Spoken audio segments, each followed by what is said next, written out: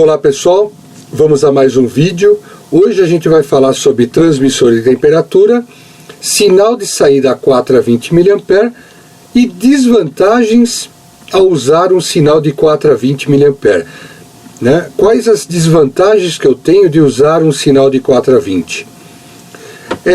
Existem 4 situações aqui que antes de começar o vídeo eu vou colocar para vocês, porque na situação real já se usa cabo de cobre comum para sensores de temperatura, por exemplo, tipo B. Eu já uso, é uma característica do termopar tipo B, tá pessoal? Para mim fazer a ligação do termopar tipo B para um instrumento, eu uso cabo de cobre comum. É o único termopar que eu não uso cabo de compensação nem extensão. É cabo de cobre comum, né? Então, se tem a ideia de usar o transmissor para que a gente possa baratear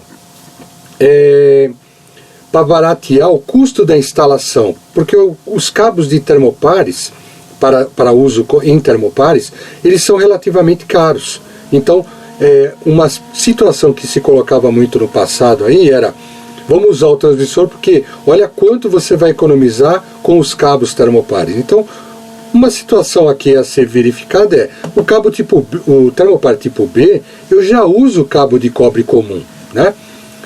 Uma outra situação que a gente coloca muito é quando usamos PT100, já se usa cabo de cobre comum. Para que então eu devo usar o transmissor, né?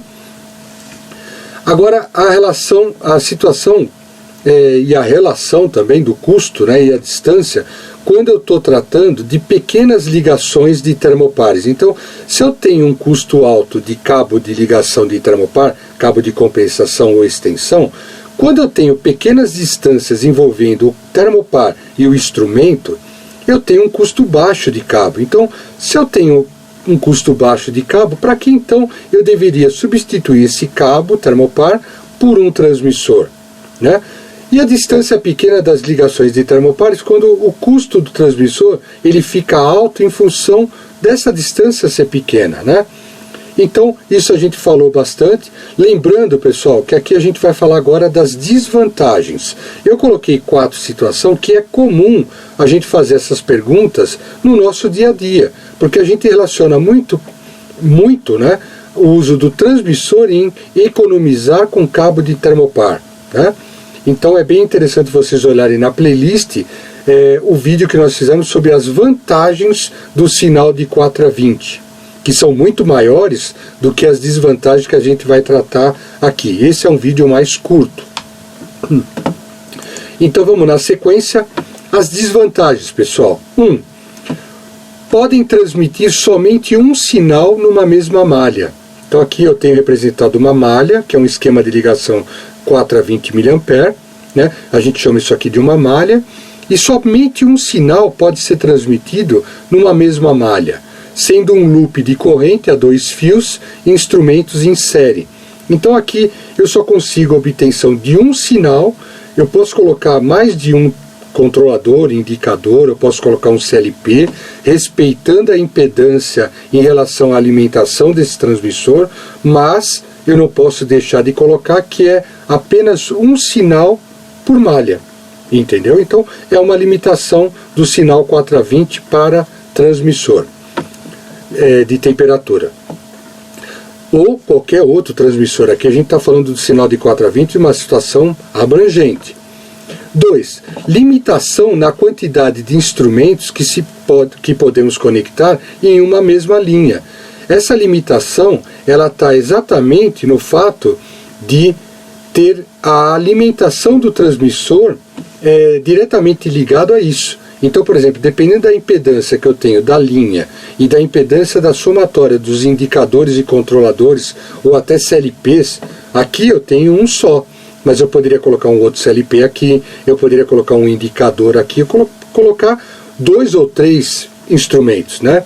Então, essa limitação na quantidade, ela está diretamente ligada à impedância que esses caras têm, mais a impedância do cabo de ligação, que tem que estar de acordo com a alimentação do transmissor. Existe um vídeo na playlist que fala sobre a alimentação do transmissor e a impedância de linha. É bem interessante esse vídeo. Eu aconselho o pessoal que não assistiu a assistir para poder entender bem essa questão. 3. Como se trata de uma saída de corrente, não podemos colocar entradas em paralelo, divisão da corrente entre as diferentes cargas existentes. Então, eu tenho que sempre trabalhar em série, né? Então, trabalhando em série, eu tenho essas limitações. Mas a vantagem que a gente vai ver no vídeo lá das vantagens é que a corrente, ela sempre é a mesma, independente da quantidade de cargas que eu tenho.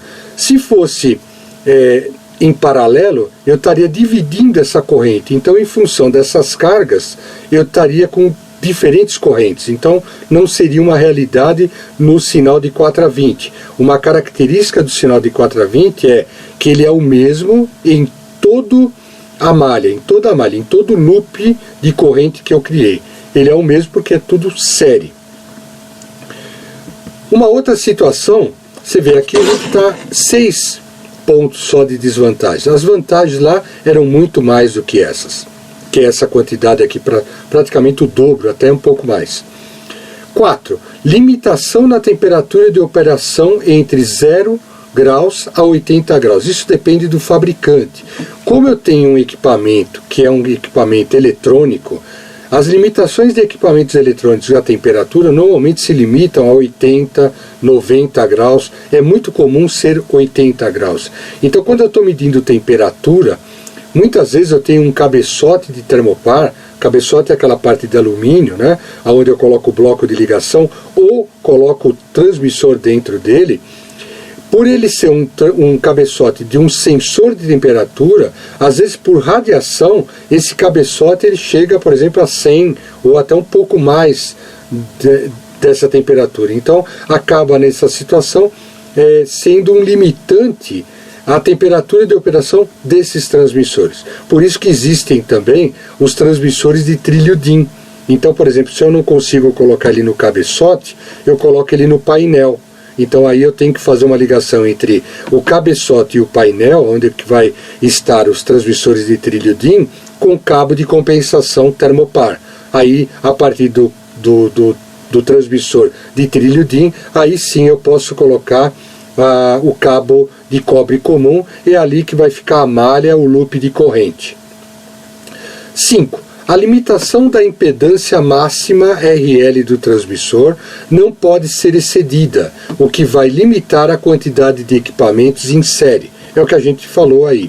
Então, o problema da limitação da impedância em função da alimentação do transmissor, ela é uma desvantagem. Ela é uma situação que acaba, como se fala, fazendo com que o uso do transmissor seja mais restrito, né? Restrito ao quê? A quantidade de equipamentos em série que eu consigo colocar.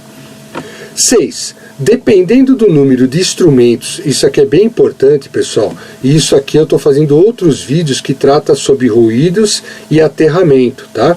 Aqui a gente vai entender esses 6 como uma verdade, e depois a gente vai fazer outros vídeos para tratar desse assunto. É um assunto bem interessante esse.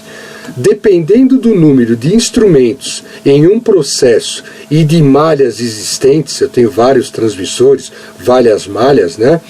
Podemos ter um problema de terra quando os fios não estão devidamente isolados. A gente vai fazer um vídeo sobre aterramento, sobre os fios estarem devidamente isolados, quais são os cuidados que eu tenho que ter para fazer a ligação desses transmissores, e quando eu tenho problema, como diagnosticar isso e como resolver esses problemas que são tão comuns de aterramento, de isolamento de cabo, de ruído de linha, de radiofrequência. Então isso aqui a gente vai fazer alguns vídeos relatando isso, que eu tenho que fazer vídeos curtos, né, pessoal? De 8, 10 minutos, mas que vão ser assertivos na situação de transmitir para vocês o que é de melhor nessa realidade dos transmissores, quando a gente fala de aterramento, de ruídos, radiofrequência, etc. Tá? Isso tem pouca coisa na internet também, do modo que a gente está tratando direto aqui, tá? De uma maneira muito clara, direta e sem e sem contornos, vamos dizer assim, né? É muito direto o modo que a gente está colocando para vocês e não vai ter dúvida. Esse item 6 é bem interessante. E aqui uma pequena observação antes de terminar o vídeo. O problema de ruídos de linha, aterramento e radiofrequência existente no processo serão tratados em outros vídeos, devido à importância desse assunto. Aqui eu coloquei o que nós acabamos de falar, tá? Esse é um assunto que gera muita dúvida, muitos problemas, e muitas vezes esses problemas não são resolvidos da maneira correta.